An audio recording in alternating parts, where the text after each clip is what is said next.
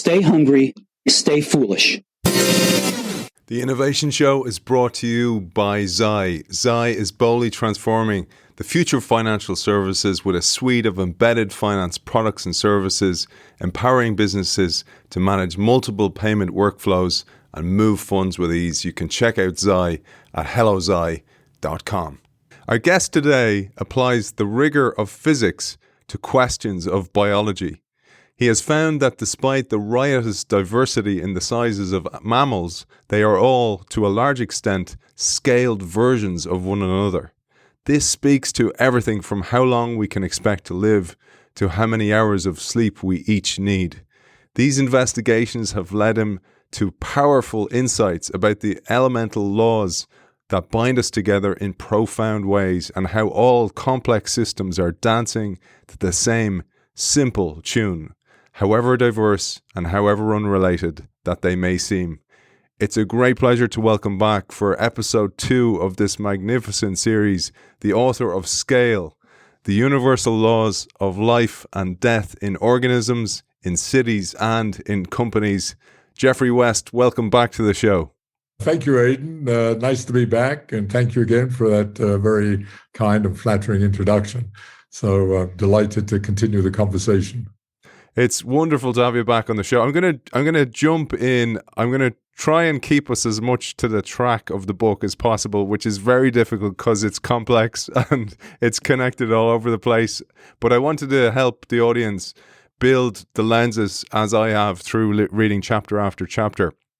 So I thought, having in episode 1 established a way of thinking about scaling, that we would maybe talk about network and scaling paradigm itself, because you say, established in the biological arena, this can be applied to ask similar questions about the dynamics, growth and structure of cities and companies with a view to developing an analogous mechanistic science of cities and companies. So here I'd love to jump to what you say, cities and global sustainability, innovation and cycles of singularities. And perhaps we'll introduce this at a very high level, because this will help us understand later when we talk about the longevity of companies and indeed of cities themselves. You know, we talked about last time, we focused mostly on the biological and ecological, evolutionary aspects of life around us, the biosphere. I tried to give some background to the scaling laws, how extraordinary they are, how pervasive they are, their universality, the dominance of the number 4, this curious number 4, and how all of these can be related back to the physics and mathematics and sort of general features, if you like, of the networks that sustain life, everything from the obvious ones like our circulatory system all the way down to potentially networks within cells, but also our brains potentially, but also ecosystem networks. So this is a body of work that's been developed, and it has all kinds of, as you indicated, all kinds of very interesting and even, I would say, profound implications, because it determines the longevity, how long an organism lives. It depends how long you sleep. It tells you things about cancer and growth and so on. So it's a kind of a composite theory, an integrated theory. And the other thing I wanted to stress, which I think we touched on at the very end, it's what we call a coarse-grained theory. That is, and I do want, before I launch into the city stuff and sustainability, just sort of reiterate that it's distinguished from sort of the laws of physics, which we sort of can, for want of a better phrase, think of as exact. You know, there's quantum mechanics and Newton's laws and relativity and so on. And, you know, they are extraordinary. We wouldn't be talking if we didn't understand those to an extraordinary degree of accuracy. You know, all of our technology relies on our understanding of those. These laws are not like that. These laws are more what you might call stochastic or probabilistic. So these laws pertain to the mean value, the sort of average value of things. So So it's sort of considering at some very high level, all human beings are roughly the same, which we are, by the way. And of course, then you could dig deeper. Once you have that theory about the bigger picture, you can start making the resolution finer and dig deeper. And that's crucial in developing a deeper and deeper understanding. And so that's sort of the paradigm, the framework in which we're thinking of these things. So I want to let me now transition to what you've asked about, namely to cities, urbanization, and companies. And I think if we're going to start at a high level, I think it's useful to remind people of this extraordinary phenomenon that's been going on beginning about 10,000 years ago with our discovery of language. I mean, once we discovered language and were able to communicate with each other, concomitant with that, we sort of discovered economies of scale. Namely, you and I working together can build a house faster and more efficiently than one of us working individually. And so this idea of community, of the collective, of coming together, was not just attractive for social reasons, but was presumably dominated primarily by practical reasons, that there were tremendous benefits coming from working together. And so communities formed. And of course, we were hunter-gatherers. We'd already, at some level, pre-language, at some unconscious level, biologically understood that. But with the coming of language and the possibility of communicating also allowed us to develop ideas and to become something that is essentially, quintessentially human, and something that animals don't do, and that is we can project into the future and make concepts and what if and plan. And concomitant with that, just one of the things that has always intrigued me is we became presumably the only organism that is conscious of its own death. That is, we know we're going to die. As far as we know, other animals and plants are not, in that sense, conscious of it. It's not that they don't have some possible form of consciousness, but anyway, we develop consciousness. And so that's crucial because out of all that phenomenon, or those phenomena, we evolved societies and we evolved cities and the whole structure of urbanization. And that development of cities in many ways can be considered the greatest machine that human beings have invented, because what cities do, when you think of city, here's the problem. When I say the word city, anyone listening to this thinks, oh yeah, the skyscrapers of New York, the boulevards of Paris, I don't know, the streets and the buildings and so on. Well, yeah, of course that's the city. But the real city is the people, because the whole point of all that stuff or that infrastructure is to facilitate social interaction and to enhance this form of interaction and positive feedback in the way we interact with each other. I talk to you, you talk to someone else, talk back to me. We talk together in some form, and we are, even if it's very primitive, creating ideas. We're innovating in some primitive way all the time. Of course, 99.999% of those ideas don't go anywhere, are not interesting to anybody else, and so on. But what is extraordinary about that coming together and that facilitating of coming together of that cities enhance and facilitate is that every once in a while it produces the theory of relativity, or it produces a Google, or it produces an Amazon. I mean, dynamically. And so great cities have places to facilitate interaction. They have lecture halls and sports stadiums and squares for people to congregate and parks. and office buildings, places to bring people together to interact. And that's fundamental to what a city is. And that is, and so the buildings are there as, if you like, as a stage or a prop to facilitate this. So that's the background to this.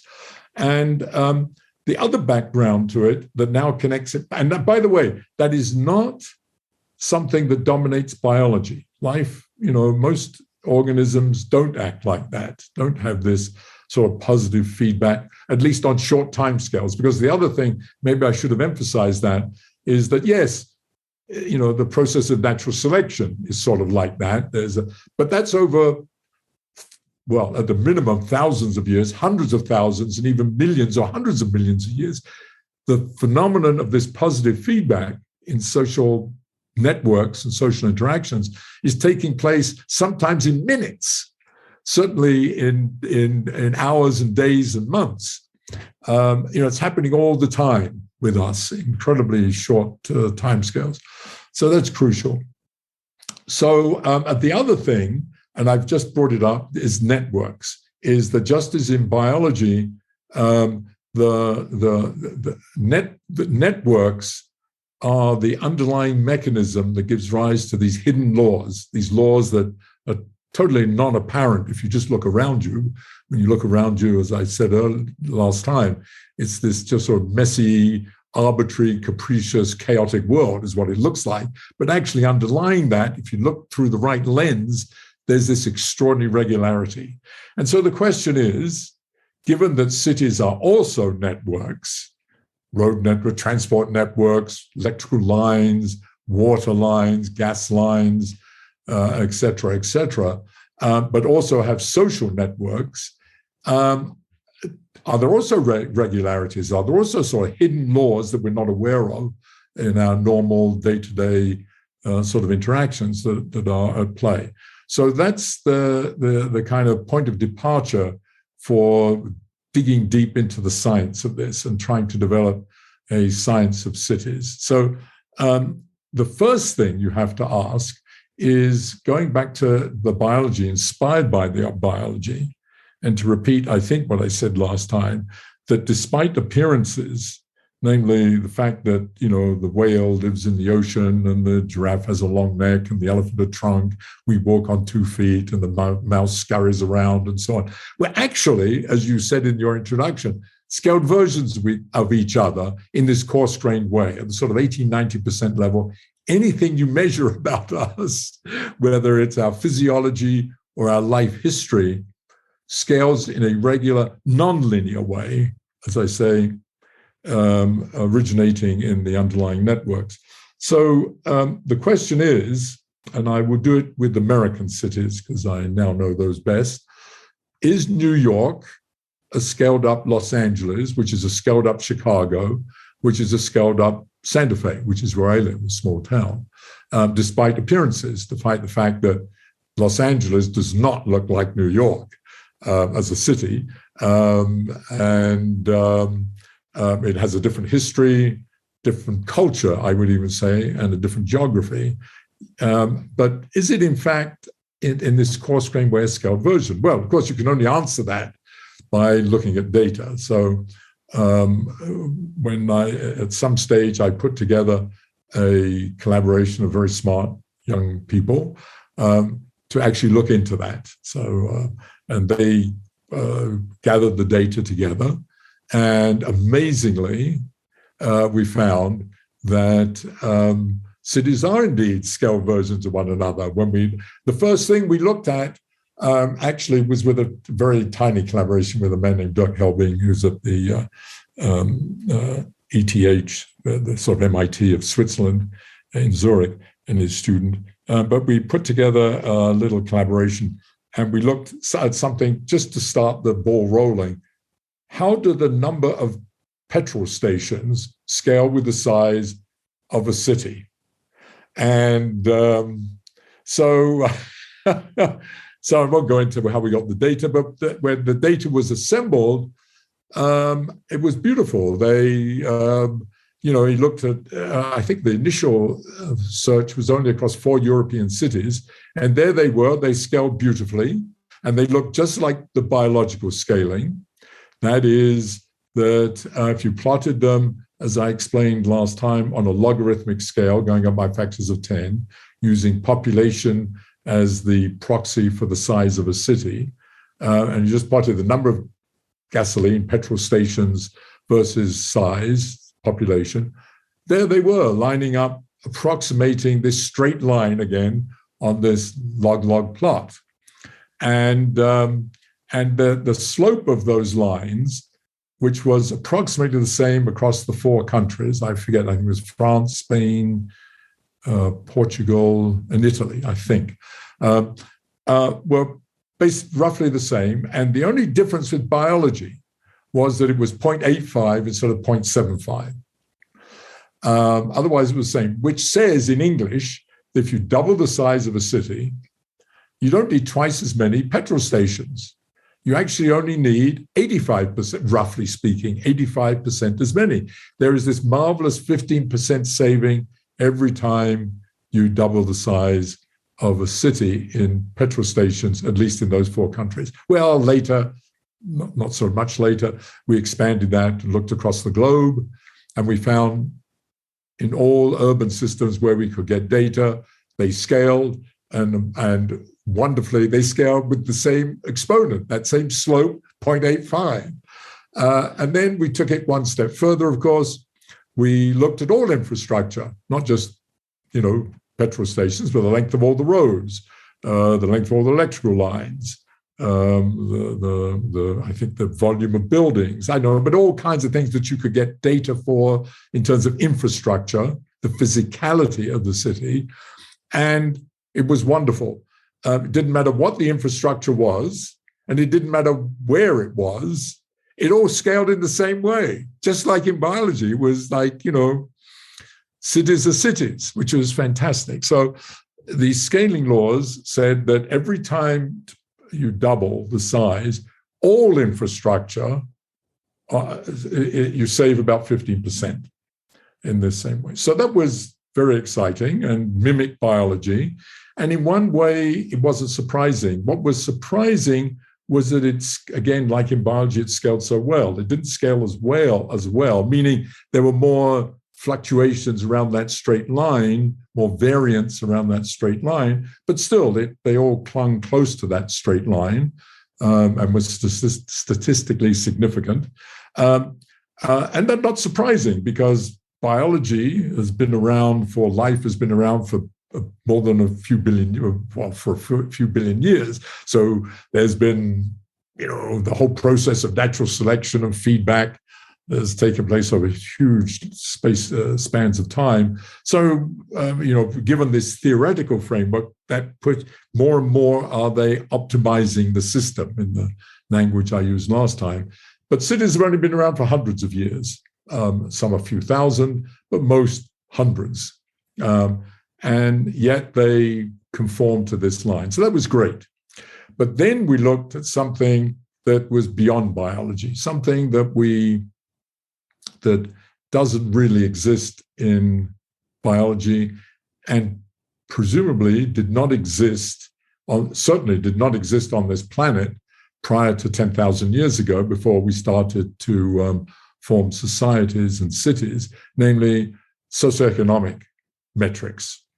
And for all we know, by the way, maybe they didn't exist before 10,000 years ago anywhere in the universe. I mean, life may have existed, but maybe not, we don't know.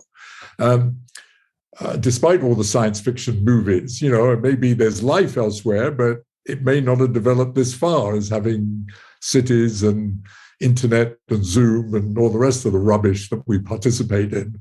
But anyway, so we looked at socioeconomic quantities, meaning things like, wages, income, wages, number of patents produced in a city as the measure of its innovation, amount of crime in a city, the number of flu cases, number of AIDS cases, whatever we could lay our hands on. And I forget, we might have had 15 variables. And that was also extremely satisfying and quite surprising.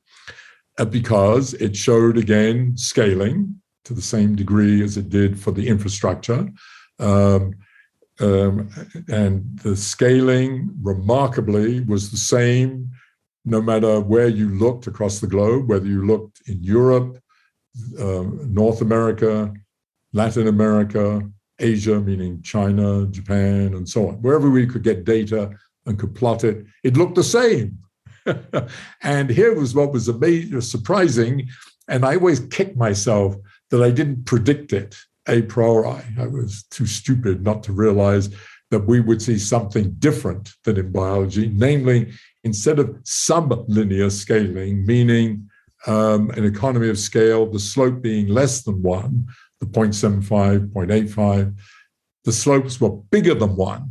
In fact, they were roughly 1.15, 15% bigger.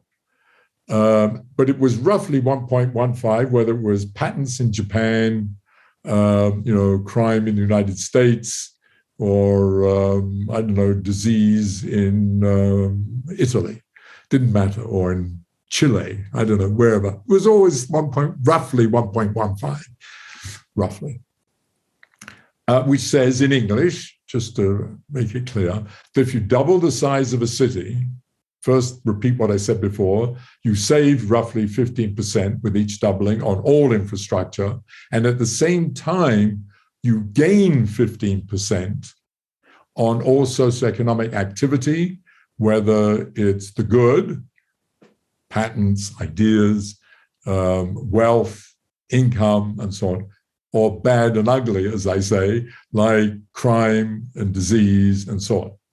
And that was kind of amazing. There was this kind of simple universality underlying this extraordinary messiness that appears around us, and especially in cities. I mean, you go to a city, it looks sort of, as I say again, like the biological world around us, it looks sort of arbitrary and capricious, where you recognize some regularities, there's roads and things, but generally it's hard to believe that it is so regular, and it behaves as if in 1790 there was an international congress where all the countries of the world were brought together, kind of United Nations, and the idea was that people recognized, listen, we've discovered coal and fossil fuels, we're exploiting them, and we've discovered entrepreneurship and capitalism, and we're going to go bonkers in the next couple of 100 years,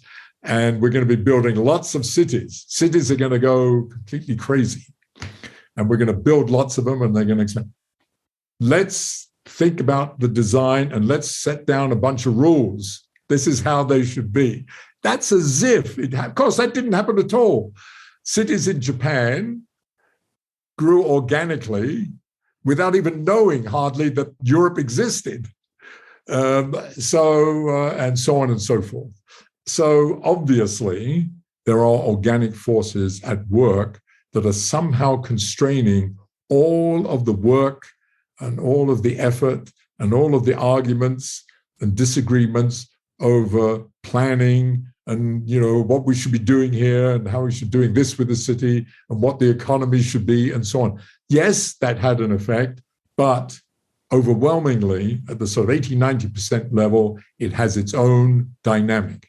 And so the question is, where in the hell did that come from? I mean, either you believe in sort of, I suppose, in great designer in the sky determining everything for us a priori, or you believe that there are organic forces that are analogous to the evolutionary kind of forces of natural selection, survival of the fittest, competitive forces at work, and so on, and the principles of whatever it is that govern our social networks. Because the one thing that you recognize immediately is, as I said a moment ago, how can it be that Japan and China, which hardly knew anything about the West, and we who hardly knew anything about Asia, developed our urban systems scale in the same way?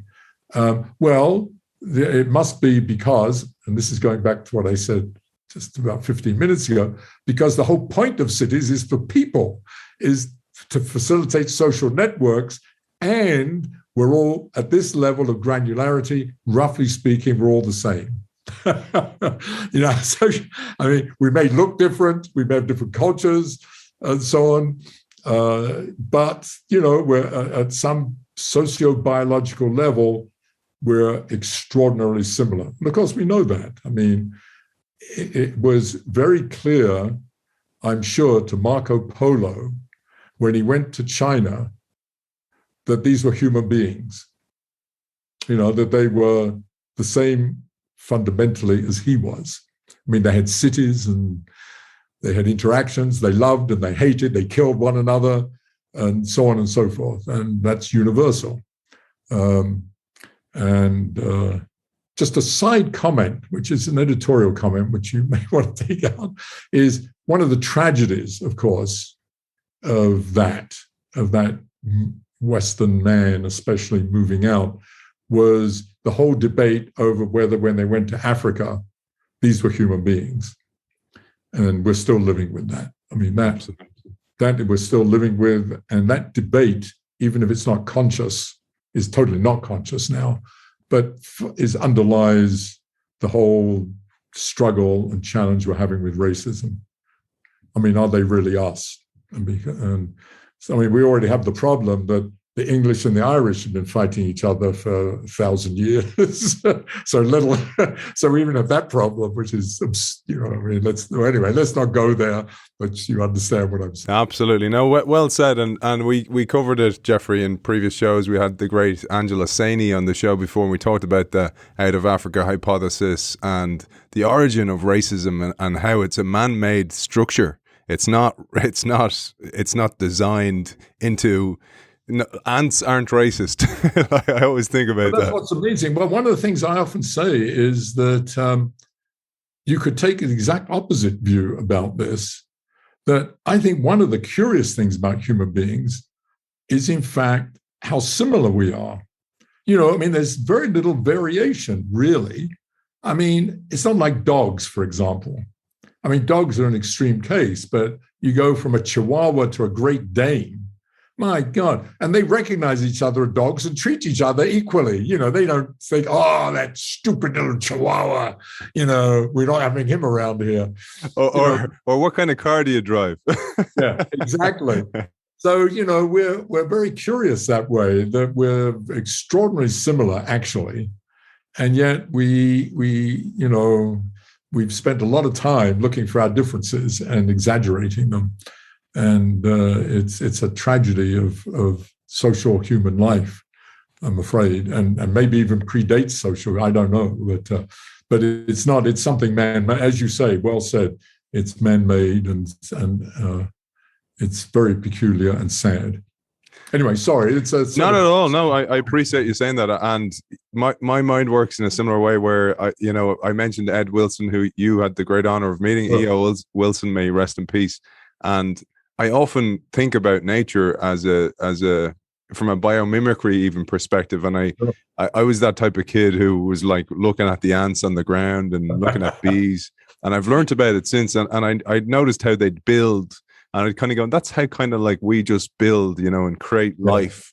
And where I'm going with this is that it's often the social constructs that lead us down the wrong path. And I was reading recently, I had an episode just recently with Herb Cohen, who's written these amazing books on negotiation. And he said in one of the books, he was saying about how when God, the great maker in the sky that you said, says to Abraham, I want you to destroy those two cities, Sodom and Gomorrah, the sinful twin cities in the Old Testament. Right. And I was thinking about your book when I was reading that. I was kind of going, Abraham should have turned around and goes, there's no need. They're going to destroy themselves. Yeah. Because this is actually one of the challenges, because you talk about, well, even when we talked about entropy the last day, we need to keep feeding the beast as the beast gets bigger and bigger. And where does that go? It's like this game of musical chairs. And in some ways, we run out of chairs. Now, some cities die, as you say. Some cities die, for example, there used to be a mine there. We took everything away from that. The mine doesn't exist anymore, etc. The city dies because of industry. But cities die as well because they scale out of capacity as well. I'd love to talk about that, just in case for those people who don't have a time to join us again, because this links as well to the increasing cycles of innovation that are needed in companies as well. And it also talks to something I mentioned in the introduction there, which is singularity. Yes, let me lead into that. That's really good. Excellent. I want to just finish what I was saying earlier in terms of, because it's a segue to this, to answering your question, and that is that I tried to argue that the universality, the global expression of all these scaling laws, the natural explanation is that it resides, so to speak, in the mathematics and physics of the social networks, that somehow the social networks in different societies are actually quite similar. And so one of the things that we did just to check that, so that then forms a basis for a potential real theory, because you can start with social networks and build up what that means in terms of integrating that with the infrastructure and so on. So I'm not going to talk about that, but that's where you develop the science and the theoretical framework, which allows one to make predictions and so forth. And that will be the segue in a moment to singularities, growth and singularities, and collapse. But one of the crucial components of doing good science is not just collect data, make observation, do experiment, and then analyze it within a given framework, but of course to then construct a model or a theory that explains it and then makes predictions. And so it was with this, much harder in these kinds of situations. But so one of the predictions from what I said is that underlying this are social networks. Therefore, if you could measure the degree of connectivity between people as a function of city size, it too, since that underlies the whole dynamics, it too should scale with city size with an exponent, with a slope on a log-log graph of about 1.15.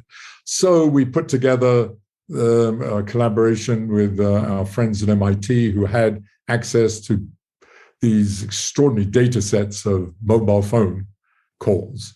And we did that. Maybe I even mentioned this last time, but let me just say a couple of words about it. So we had these data sets of mobile phone calls, which is fantastic. Each one of us carries one of these things, and it's recorded, as you well know. The phone company knows everything about you. They know where you are, where you're going, and so on. And we were able to get that data early on, and from that, analyze it to determine the degree of social interaction in a city, because this is it. This is actually the network of social interactions, those phone calls. And so when we did that, it was extremely satisfying. When you plotted the data, indeed, it showed a slope of 1.15 as predicted. So it was very, very satisfying. Beautiful. So we felt really good about that, and many other things that came from that mobile phone data. It's a marvelous. I was very resistant to it at the beginning, by the way, because I felt that this wasn't a good proxy, and of course that was because it was very early on, and the United States hadn't yet really adapted to it. But I had not realized that Africa and many parts of Europe, it had become sort of 80, 90, and now sort of 100%. And by the time we got this data, that's what it was. So the data actually that we had at that time was the UK and Portugal, and they lay on top of one. It was fantastic, actually. It was really powerful, and that was extremely convincing. So we were convinced that it was, our ideas were right. The predictions were bearing out in all the various things that we looked at. And now, so one of the offsprings of that was to follow some of the ideas that we had done in biology, inspired by the biology. And one of the first things to think about is this question of growth. And, since this was inspired by biology and networks, the first thing, just to remind ourselves, is about growth in biology. And did I talk about that last time? I don't think I did. Even if you did, I think please go for it, because it connects. I will talk about that's it, the beauty about this as well, Geoffrey, is that some of the stuff we will repeat, but it's in a different context. And that's good. That's good. So it's important that I do this. So let me just go back to growth in biology. So the way it works, and this is the template for all growth of these kinds of systems, whether it is an organism, whether it's a city, a company, or something we've been doing recently, the entire planet. And that is, you start out with energy. So the first thing to emphasize that is underlying all of this work, which is not fully appreciated, is that underlying everything is energy. Nothing happens without energy. You can't even have a dream at night without using energy. Amazingly, that energy, the energy that feeds you, that comes from the sun, that comes from the burning of fossil fuels, without that, you wouldn't have a dream. So it's that detailed. So energy underlies it. So therefore, that's why metabolic rate, which is the amount of energy effectively you use per day to stay alive, is fundamental.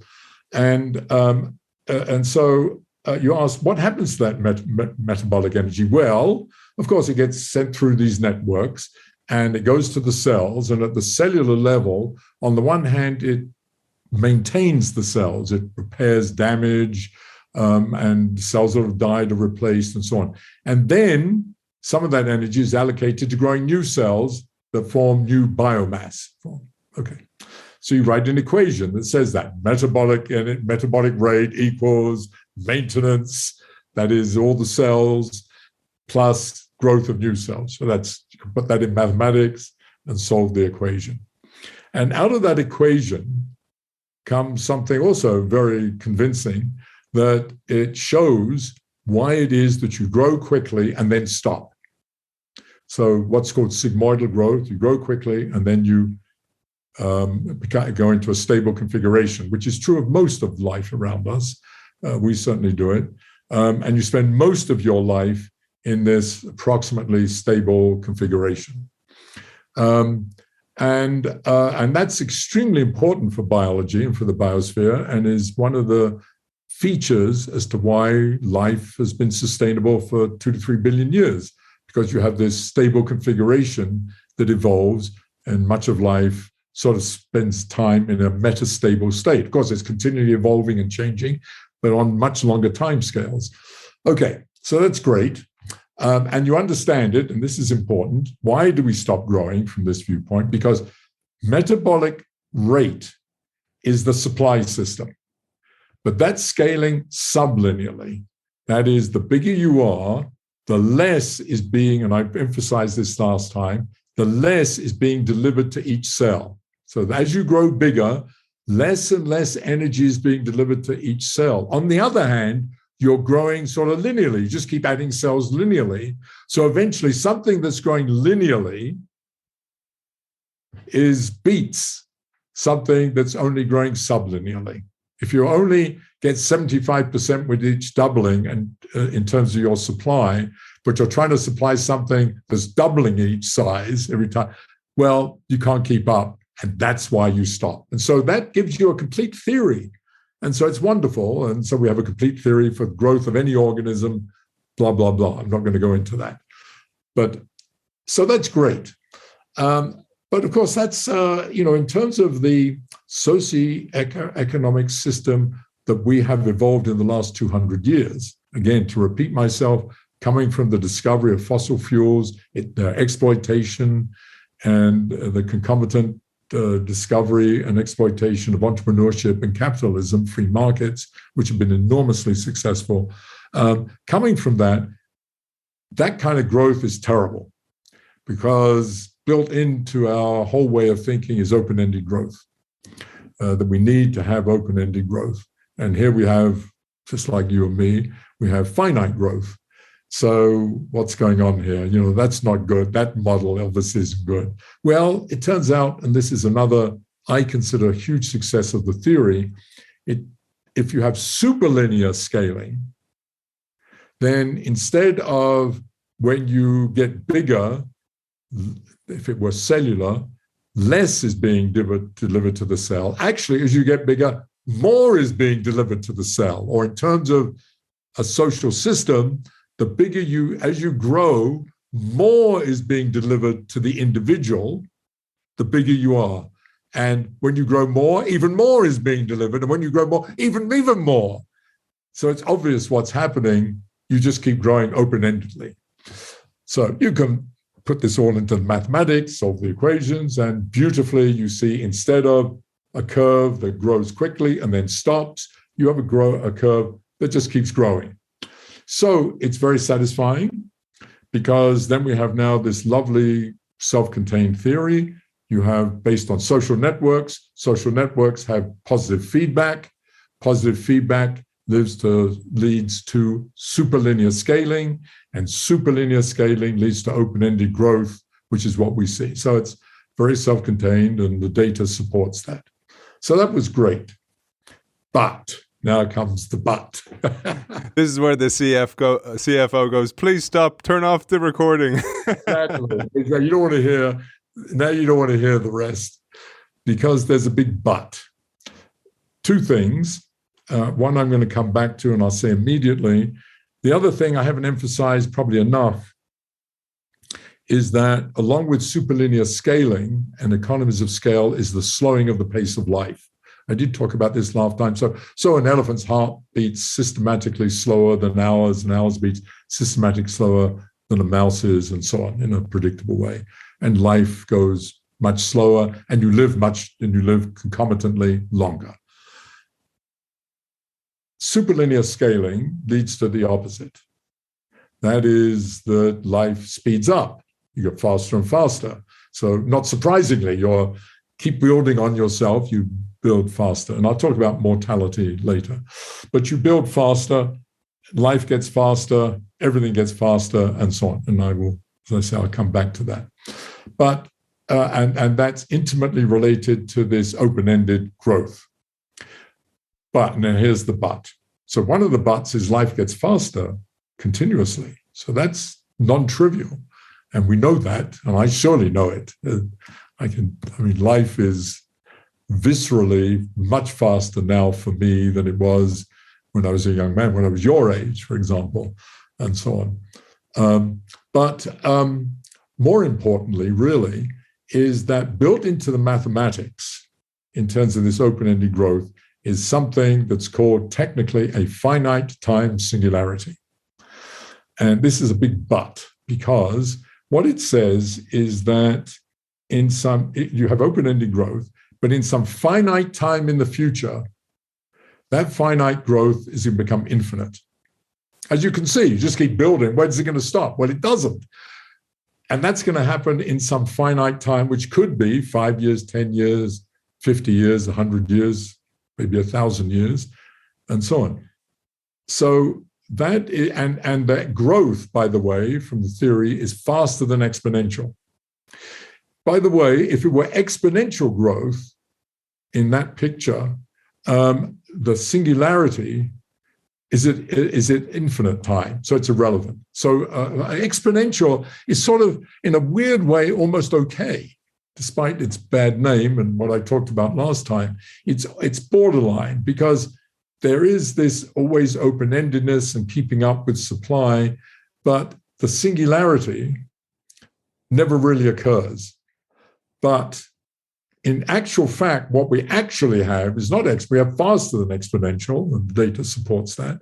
And that leads to this so-called finite time singularity, meaning that in some finite time, all socioeconomic quantities become infinite, which is crazy. You have an infinite GDP, infinite number of AIDS cases. If you took it seriously, and it's crazy.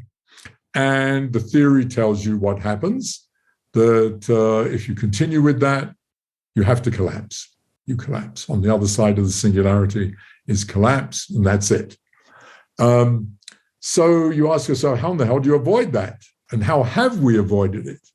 And the answer is that we've avoided it by innovation, because everything I said in terms of the mathematics implies that the parameters that control, our interactions and the kinds of things we do are fixed in that time period we're talking about. And put it in a different language, it means that we're living, to put it in sort of almost anthropological, archaeological language, we're in an age. So you have the image of a Stone Age or a Bronze Age or an Iron Age. You discover iron, and that sets a whole paradigm for the way things are. So certain parameters are sort of fixed by the fact that you discovered iron and the properties of iron and the kind of industries that grow up around it, and so on. So you have this image, this idea, this concept of paradigm or major innovation. And so so then you realize that, yes, we have assumed that the paradigm has remained the same in that period. So that tells you how you avoid this. You better change the paradigm. You better make a major innovation before you start to approach that singularity, because if you continue, you're destined to collapse. You better make a paradigm shift, a major innovation. You better reset the clock, reinvent yourself, whatever language you want to use, and at whatever scale you want to use to think about this conceptual theory. So you better do it, and that's what we've done. That is, you can think of it, all those things I just said, beginning way back, bronze, stone, iron, bronze. Now then we have the coal, oil, whatever. Now we've had the computer age. We're out of that. We're now in the internet age, and so on. So that's great. So that's what we've done. And I have not collected the data, but there are people that spend their time thinking about these innovations and innovation. And as is obvious, what you consider a major innovation is to some extent in the eyes of the beholder, and you have to sort of make certain definitions. I'm not an expert in that, but I've taken data that other people have collected.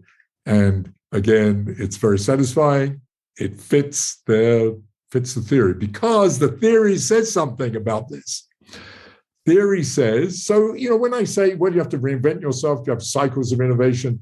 Yeah, you say, every business book in your library behind you says that somewhere. Every CEO who says, I ran this super successful company and this is how you should run your company, talks about cycles of innovation or whatever. But here's the thing they don't tell you, which comes out of the theory, is that the pace of life is increasing and you have to do it faster and faster. So it could be, just to give you, make up an example, 1,000 years ago, it might have taken 100 years to develop a major innovation. And indeed, some people have argued, for example, life took 1 billion years to evolve a cell 2 billion years ago. So, so you can kind of think in those terms. How long does it take to make the major innovation? Well, it may take 100 years. And indeed, whereas now, the time to develop the internet was tens of years, and it happened tens of years ago, maybe 20, 30 years ago, and it took maybe 10 years to develop. And that's going to get faster and faster, is what this says. So we've taken that data, and it fits surprisingly well to the prediction of the theory. And that's very bothersome. It's great that we can avoid it, but what you have to recognize is, despite all the mantras by the economists that, yes, we don't care about, they've been very blasé, most economists, about open-ended growth and about, exponential or faster than exponential population growth, because they say, we'll innovate our way out of it. That's what we've done, and we're going to continue to do it. And they're right, we have. But what this says, that's only postponement. You only postpone to the next one, and the next one's going to become sooner and sooner, and so on. So you could take this, how should I say, reductio ad absurdum, namely to its absurd limit. Namely, we're going to have the analog to an internet revolution soon every 5 years, then every 1 year, then every week. And so, I mean, it's completely nuts, obviously. You can't, but to really reduce it to the absurd. And the question is that sustainable? And parallel with that is the recognition, we have to recognize something extraordinary, and that is that you and I are the same biology and effectively the same brain that we had when we started this enterprise 10,000 years ago, or even before that, 100,000 or 500,000. We're the same. And yet, and that's what's extraordinary, that's the thing that I find so fantastic about human beings, is that we are the same and we are continually adapting, and we have adapted, and it's extraordinary. And in my lifetime, I've had to adapt to this bloody thing, this computer. I've had to learn, I had to learn to type. I have had to learn to do Zoom. I had to learn to do LaTeX. I had to learn to do, all these horrible things that we have to do. I mean, we do that, and all of us do it. And little old ladies in stores use their cell phones and so on. And we are extraordinarily adaptable. But there's obviously a limit to that. I mean, at what stage, and I believe we're getting there. And one of the indicators of that, or one of the metrics for that, is that I grew up still with the idea that during my lifetime, nothing much would change, really. I mean, obviously, I knew there were changes and changes were happening, but, it's basically the same. And, I'll do one job and I'll be in one job, that kind of image, sort of a more maybe early 20th century, 19th century image of a certain, I mean, it wasn't static, so it was misleading, but nevertheless, the mindset and the culture was that. And so and it was appropriate because these major innovations were typically longer than the lifespan of a typical human being. Human beings, as I discussed last time, you didn't expect to live more than to about 50 or 60. Now you can expect to live to 70, 80, 90, maybe even longer. And at the same time, these bloody innovations are taking place faster and faster. Look at this. I think they're starting to laugh at me. I, of course, still have an iPhone 6. That's a good thing. iPhone have taken your advice and updated their business model now. I don't know if you've noticed this, Apple have, and they've leaned into the trend of sustainability, where they're now releasing parts for people to fix the phones. That's what I learned just a few weeks ago, and I thought that was at last great. And the new, the cheapest iPhone, which of course is about $450 or something ridiculous, is sort of like this. It's sort of gone back. You can get, which is great. So I'm going to get one. This is, it's on its last legs, so to speak. It works and it's fine for me. But the point is that, all these new bits and pieces come along and they're innovating, the new models are coming on faster and faster, new shows on television, and all the rest just keep coming faster and faster. And there's a limit. Obviously, there has to be a limit to that, in the same way that even though track records, athletic records continually get broken, I think it's impossible to think of someone running 100 yards in 5 seconds or 1 second or a tenth of a second.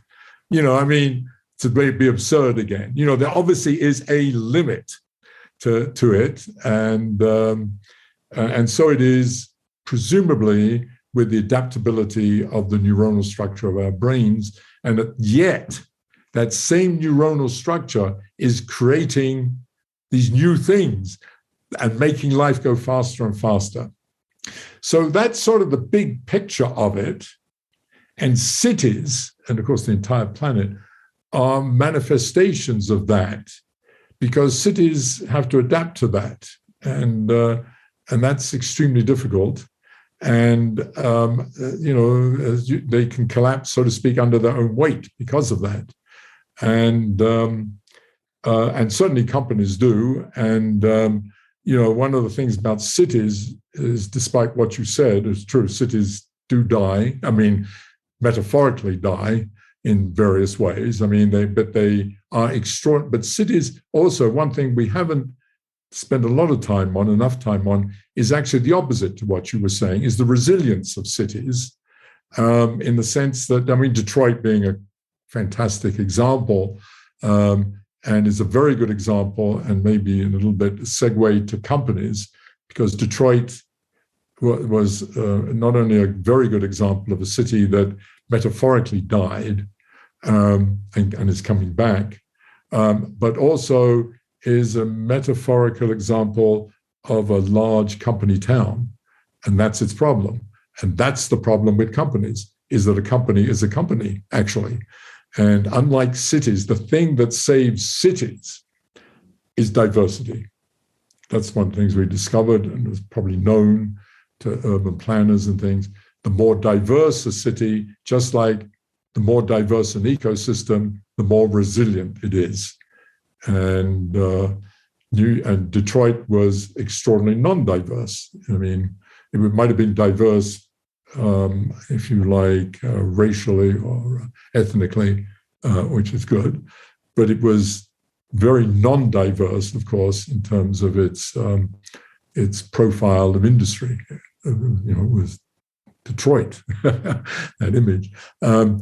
Whereas, many major cities, London and New York, have been much more diverse. And London suffered. London's going through it probably now. I don't know enough about it, in becoming so dominated by finance, which made it very vulnerable during Brexit, and may make it extremely vulnerable as it moves into the future, despite its image of itself and its self-satisfaction, by the way, which is a big issue. Cities are vulnerable, and they suffer from that. They are subject to this, as is the whole planet, is subject to this. But cities, many cities, both the organic forces and good leadership, can combat some of those forces. You've given me so much science behind, and our audience behind, so many of the topics we talk about on the show. I know I've sent you a copy of my book. One of the reasons I wanted to send it to you was I talk about sigmoidal curve growth of any product or service or company, etc., or even a lifespan of a person or your skill sets, and that the key to survival is to jump to a new curve before the previous one declines. So while there's still energy in the system, so I'd love to map this, and this is a bit of self-indulgence, excuse me, to our audience and to you, but I just want to make sure I have this correct. If I jump to a new curve while I still have energy in the system, while the entropy isn't too strong, I can feed the new curve, the budding curve. But the step I bring it further in my book is, because of the speed of change of cycles of innovation, I've said the curve needs to double back on itself and become an infinity curve, because the S-curve, the sigmoidal curve, because of the speed of change. And then I wanted to connect. The reason I turned around there, Geoffrey, to the library behind me was two books that you will be very familiar with. James Gleick, so Chaos, but also then he wrote Faster After Chaos. And I didn't make the connection until you explained to me, well, they're kind of tied together because the speed absolutely linked together as well. And then the last connection point was, I was thinking of a quote that I often quote of E.O. Wilson, because with all this speed of change, and to understand it, oftentimes in my role, for example, when I work with organizations, and I'm sure you get this the odd time as well, you get people saying, well, you're scaremongering because it's actually in your interest. And E.O. Wilson said, we have Paleolithic emotions, medieval institutions, and godlike technology. So we don't evolve at the same pace of change as technology does. And therefore, we need a whole jump of the S-curve. We need a new change in paradigm for our children, and for about how all of us think about all of this is absolutely core. And perhaps that'd be a nice way to land the ship on today's episode. Yes, that's very good. And I don't know that quote from Ed Wilson, but it's very poetic, much better than my long diatribe about it all. But it's exactly that. And, And it's that is the underlying dynamic that's leading to a potential crisis, and I think is actually underlying a lot of the problems we see on the planet today, both socially but also politically, and so on.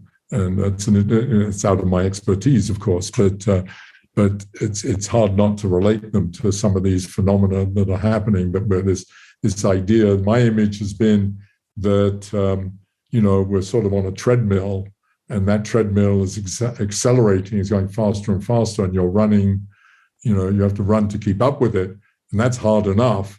But then at some stage, you've got to jump from that treadmill to another treadmill that's going even faster, and run faster and faster on that. And then you have to jump to another one that's going even faster, and you have to make those jumps faster and faster. So it's sort of like a double exponential. It's like, and so you can only do that for so long without a socioeconomic heart attack.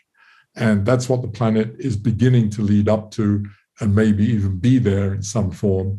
And we need to really understand that in a deep way and start to address it. And that's really the challenge that the planet has in terms of sustainability. And all these things like climate change and the challenges of the economy and finance and social unrest, to me, are obviously extremely important, but they are manifestations of this underlying dynamic. So yes, we need to address all those, but from a science viewpoint, and I'm disappointed in the science community, by the way, because we're not doing it, is to dig deeper into the underlying origins and some of the dynamics that are causing this, because that will require potentially fundamental changes. And rather than just fixing each one of these one at a time kind of thing, which is sort of the attitude that we have. And of course, we need to do that too. It's not one or the other, but you do need, and this is a kind of philosophical point, if you like, a sort of big picture, to have that big picture, and statements that you made and that quote from Wilson, I think, are very good images that we need to implant in people to recognize that, to bring home this message. And this message that, in terms of previous crises on the planet, this is sort of August 1939, frankly, I think. And so you're right, maybe I'm being overly pessimistic and scaremongering. I think all the evidence, most scientists anyway, and most thinkers that look at it eventually come to that conclusion, even if, by the way, you feel there's a solution. So, it's not that I'm pessimistic that, oh my God, it's all over completely. There's not even a way out. I think we can find a way out. And the trouble is, as many people are beginning to recognize, that now the real problem is we haven't left ourselves enough time to really address it in terms of the rates at which processes take place on the planet, because in the end, let's face it, it's a political problem. I mean, it's the political leaders that actually affect change, and they have the money to do it. They have their hands on the pots of money. Industry does, and so on. But so we need much more recognition and consciousness of this, and the sense of urgency. And people are beginning to recognize it, but it's a tiny minority. It's a tiny minority. And to bring it full circle to what you said at the start, because of communication and because of the division of labour, we've gone into swim lanes, and nobody mixes swim lanes anymore. And we need people swimming across the lanes in the whole pool. Very good image. Absolutely. Yeah, somehow. And the trouble is, to take that image one step further, it's lanes in the real sense that, when you swim in competition, those lanes, there's ropes. You can't cross it. You have to go, you can't just swim across. You have to make an effort to cross. And that's the issue. You have those. In fact, the image is good, but it's not good enough, because it's actually walls. It's not strings of rope or whatever they use. in swimming competitions is bloody walls that are. Do you know what I used to think of, Geoffrey? I worked in a very bureaucratic legacy organization, and I used to think of Buckingham Palace. You know, the guy with his little house, and he's protecting it with his bayonet. And it's like everybody has one of those, and it can be the way in academia as well. It's like, well, this is how I get funding. I have to. This is my little segment of the world. I own it. Don't come near it. God damn it. And therefore, we don't mix knowledge, etc. But I thought I'd just leave our audience on a more optimistic view, because there's a great quote that I pulled that I absolutely love that will whet everybody's appetite for the next day. But there's also one of the really key things that from your work that I will emphasize every episode is that you have looked at the chaos and seen order. And there's a formula that can be applied to everything. And that is the key part of your work. It can be applied everywhere. The next day, we're going to look at Brunel, for example, the brilliant work of him in shipbuilding and scaling, how he got it wrong, to emphasize the fact of how we can get it right if we understand this, how this can be applied to cities, how it can be applied to organizations, and ultimately how it can be applied to the planet itself. And I just wanted to really emphasize that. I'm going to quote this, Geoffrey, if that's all right, and then I'm going to hand to you to close today's episode. Perhaps you might want to say a word on this beautiful quote that I absolutely love. This alone whet my appetite. It was worth buying the book purely to read this paragraph.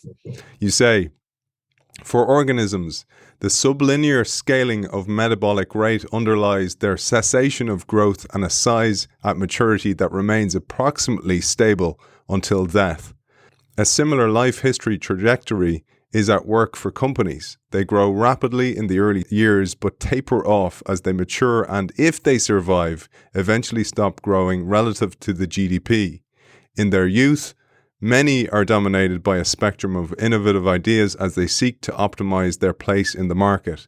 However, as they grow and become more established, the spectrum of their product space inevitably narrows, and at the same time, they need to build a significant administration and bureaucracy. Relatively quickly, economies of scale and sublinear scaling, reflecting the challenge of efficiently administrating a large and complex organization, dominate innovation and ideas encapsulated in sublinear scaling, ultimately leading to stagnation and to mortality. Half of all companies in any given cohort of US publicly traded companies disappear within 10 years, and a scant few make it to 50, let alone 100 years. As they grow, companies tend to become more and more unidimensional, driven partially by market forces, but also by the inevitable ossification of the top-down administrative and bureaucratic needs perceived as necessary for operating a traditional company in the modern era. Change, adaptation, and reinvention become increasingly difficult to effect, especially as the external socio-economic clock is continually accelerating and conditions change at a faster and faster rate.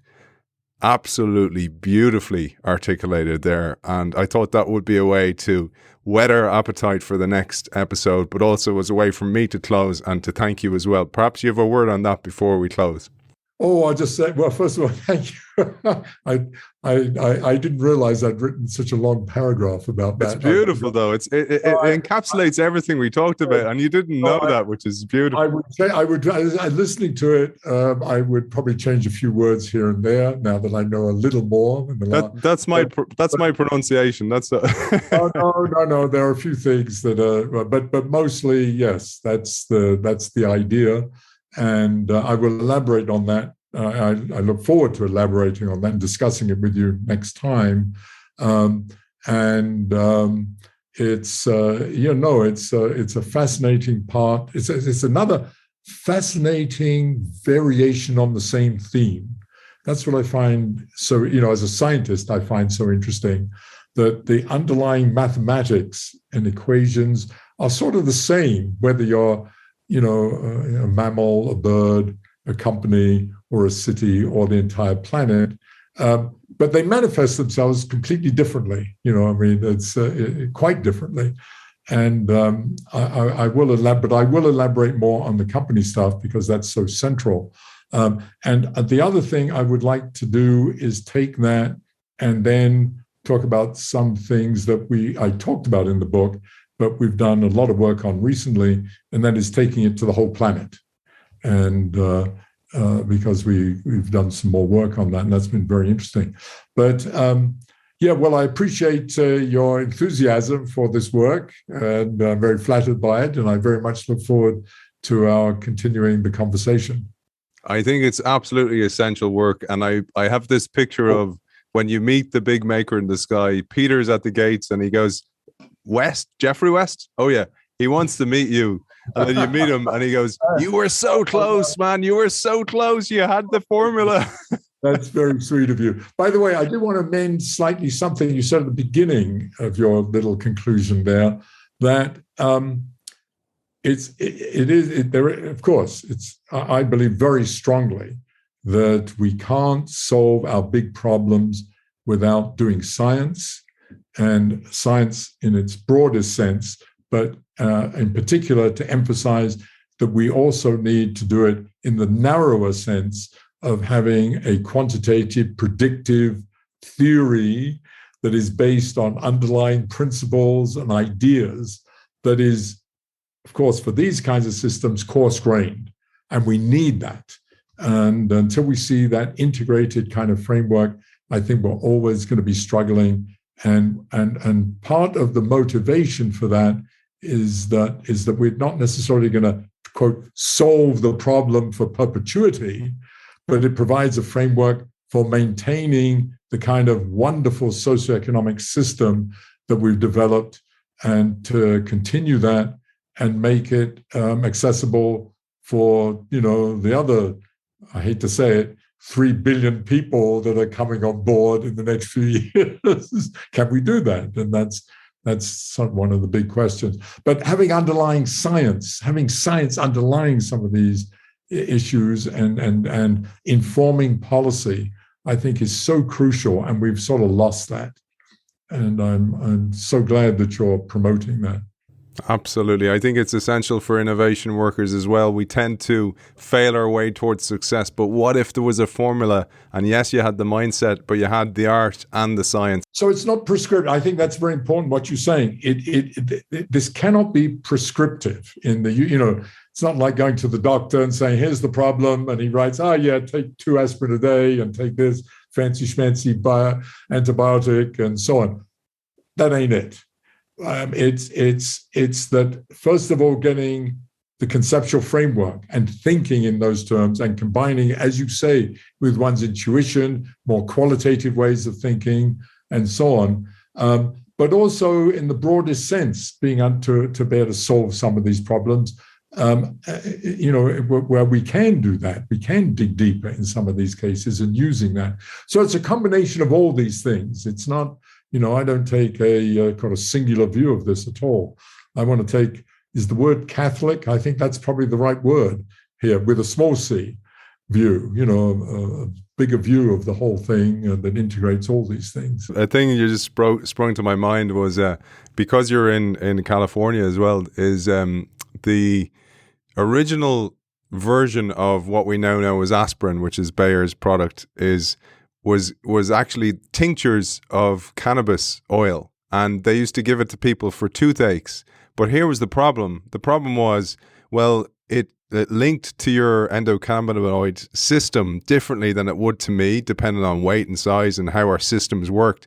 So they could never get a prescriptive measure for people. So when aspirin came along and it was a prescription, they went with something that was far simpler. And that is unfortunately one of the challenges with this, because we're in a tincture society now rather than a prescriptive one. And I think that's really insightful of you to say that as well. So very, very insightful for innovation work as well, Geoffrey. So an absolute pleasure, man. As always, I really, really enjoyed it. I learned so much. I had some breakthrough moments today of thinking, and I really thank you. Author of Scale, The Universal Laws of Life and Death in Organisms, Cities and Companies.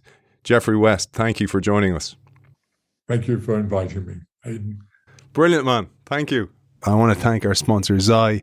Zai is boldly transforming the future of financial services with a suite of embedded finance products and services, empowering businesses to manage multiple payment workflows and to move funds with ease. You can check out Zai at hellozai.com, and I'll see you next week.